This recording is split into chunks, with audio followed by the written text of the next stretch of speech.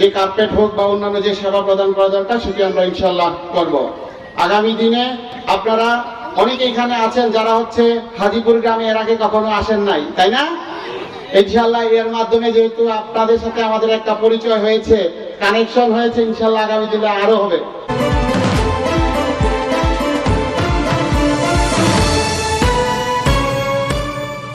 আপনারা দেখছেন নবীনগর নিউজ।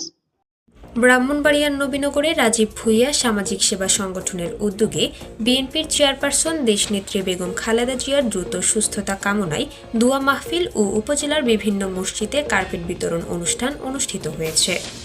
রবিবার সকালে পাক হাজিপুর ঈদগাহ মাঠ প্রাঙ্গণে দোয়া মাহফিল শেষে আনুষ্ঠানিকভাবে উপজেলার ২১টি ইউনিয়ন সহ পৌরসভার প্রায় ২ শতাধিক মসজিদ থেকে আগত প্রতিনিধিদের কাছে এসব কার্পেট হস্তান্তর করা হয়। সমাজসেবক সাইদুর রহমান দানুর সভাপতিত্বে এ সময় প্রধান অতিথি হিসেবে বক্তব্য রাখেন ব্রাহ্মণবাড়িয়া ৫ নবীনগর আসন থেকে আগামী সংসদ নির্বাচনে বিএনপির মনোনয়ন প্রত্যাশী ও সংগঠনের প্রতিষ্ঠাতা আবু হাসনাত আলম রাজীব ভূঁইয়া। প্রধান অতিথির বক্তব্যে রাজীব ভূঁইয়া বলেন, বিগত দিনে একটি স্বৈরশাসক শুধুমাত্র জনগণকে নয়, আমাদের ধর্মীয় দিক থেকেও দমন করে রেখেছিল। আমরা দেখেছি গ্রামসহ প্রত্যন্ত অঞ্চলে মাহফিল করতে দেওয়া হতো না, আমাদের আলেমদের উপর নির্যাতন করা হতো। আমরা আর এমন দমন পীড়নের রাষ্ট্র চাই না, আমরা একটি বৈষম্য বিরোধী রাষ্ট্র চাই, যার স্বপ্ন দেখেছিলেন শহীদ রাষ্ট্রপতি জিয়াউর রহমান। একটি স্বৈরাচারী শাসক কিভাবে আমাদেরকে দমন পীড়ন করেছে, শুধুমাত্র দেশের জনগণ নয়, তথা আমাদের ধর্মীয় দিক থেকেও আমাদেরকে দমন করে রেখেছিল, তাই না? আমরা দেখেছি গ্রামে গ্রামে প্রত্যন্ত অঞ্চলে আমাদের সকলকে কোনো প্রকার মাহফিল অনুষ্ঠান করতে দেয়নি। যেখানেই আমাদের হুজুররা উঠেছে সেখানেই নিপীড়ন চলেছে, সেখানেই আমাদেরকে দমন করা হয়েছে।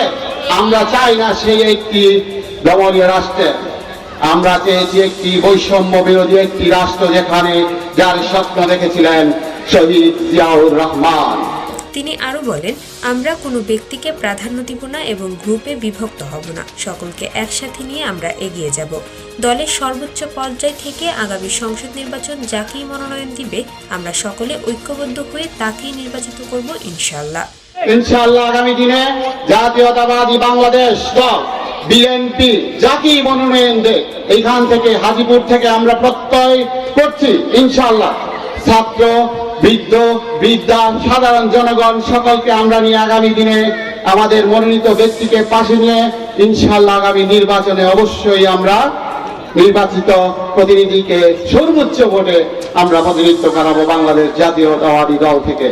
এছাড়াও উপজেলা বিপি তার এই সংগঠনের মাধ্যমে শিক্ষামূলক, সামাজিক ও উন্নয়নমূলক কাজ করতে তিনি উপজেলার বিভিন্ন মসজিদ থেকে কার্পেট নিতে আসা প্রতিনিধি সহ সবার দোয়া ও সহযোগিতা কামনা করেন। এ সময় প্রধান মেহমান হিসেবে উপস্থিত ছিলেন নবীনগর উপজেলা বিএনপির সহসভাপতি ও সাবেক ভিপি গোলাম হোসেন খান টিটু। মোহাম্মদ ইমরান মাস্টারের সঞ্চালনায় এ সময় বিশেষ অতিথি হিসেবে বক্তব্য রাখেন বীর মুক্তিযোদ্ধা KM জসিম, বিএনপি নেতা মোহাম্মদ শিশু মিয়া, উপজেলা বিএনপির সহ সাংগঠনিক সম্পাদক ডাক্তার মোহাম্মদ ইদ্রিস, কৃষক দল নেতা বশির আহমেদ সহ আরও অনেকে। এ সময় বক্তারা বলেন, মুসল্লিদের আরামে নামাজ আদায়ের জন্য প্রায় ২ শতাধিক মসজিদে একসাথে এত কার্পেট বিতরণ করে রাজীব ভূঁইয়া সামাজিক সেবা সংগঠন এক নতুন দৃষ্টান্ত স্থাপন করলেন। তারা এ সময় সংগঠনটির প্রতিষ্ঠাতা রাজীব ভূঁইয়ার ভূয়সী প্রশংসা করেন এবং ভবিষ্যতেও ভালো কাজের মাধ্যমে সংগঠনটি সমাজে গুরুত্বপূর্ণ অবদান রাখবে বলে তারা আশাবাদ ব্যক্ত করেন। আমার এই রাজনীতি দীর্ঘ ৪০ বছরের মধ্যে এমন একটি আয়োজন আমি দেখি যে একটি উপজেলার ২০টা ইউনিয়নের থেকে ইমাম সাহেবরা এবং আলেমরা বুঝতে হবে। আমি যেটা সংক্ষিপ্ত দিব, শুধু একটি কথা বলবো যে আয়োজন করে আছে আবুল হাসনাত আলম রাজীব ভূঁইয়া, আমাদের হাজিপুরবাসীর গর্ব। রাজীব ভূঁইয়াকে যেন আল্লাহ আরো তৌফিক দান করেন।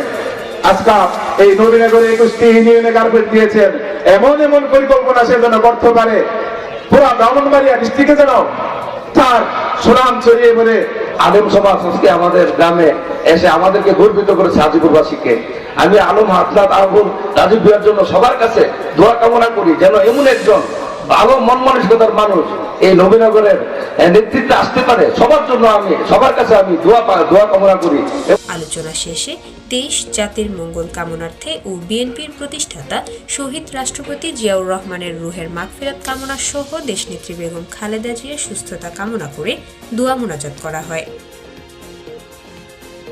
নবীনগরের পাক হাজিপুর থেকে ঘুরে এসে নিজস্ব প্রতিনিধি কাউসার আলমের পাঠানো তথ্যচিত্রে নবীনগর নিউজ।